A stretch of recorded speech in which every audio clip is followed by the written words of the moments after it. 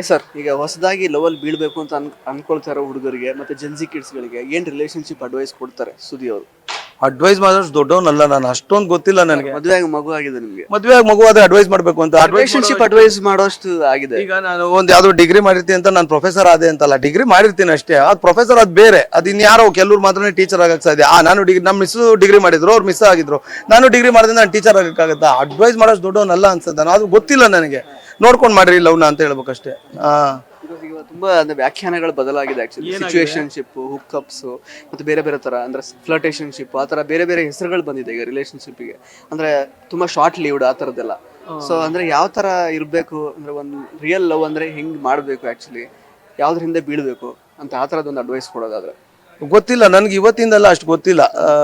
ಆಗ ನಾವು ಬ್ಲಡ್ ಅಲ್ಲೆಲ್ಲ ಲೆಟರ್ ಬರೀತಿದ್ವಲ್ಲ, ಆ ಲವ್ ಗೊತ್ತು. ಈಗ ಬೆಡ್ ಅಲ್ಲೆಲ್ಲ ಬರೆಯೋದು ನನ್ಗೆ ಗೊತ್ತಿಲ್ಲ, ಅಷ್ಟು ನಂಗೆ ಗೊತ್ತಿಲ್ಲ, ಐಡಿಯಾ ಇಲ್ಲ. ಎಸ್ ಸರ್, ಇದ್ರಿಂದಾನೇ ಗೊತ್ತಾಗ್ತಾ ಇದೆ ಎಷ್ಟು ಮುಗ್ಧರು ನಮ್ಮ ಕಾಕ್ರೋಚ್ ಸುದಿ ಅವರು ಅಂತ. ಸರ್ ಆಯ್ತಲ್ಲ ಇವಾಗಾದ್ರೂ. ಒಳ್ಳೇದಾಗ್ಲಿ ಸರ್, ಆಲ್ ದ ಬೆಸ್ಟ್ ನಿಮ್ಮ ಮುಂದಿನ ಜೀವನಕ್ಕೆ, ಮುಂದಿನ ಪ್ರಾಜೆಕ್ಟ್ಸ್ಗಳಿಗೆ ಒಳ್ಳೇದಾಗ್ಲಿ.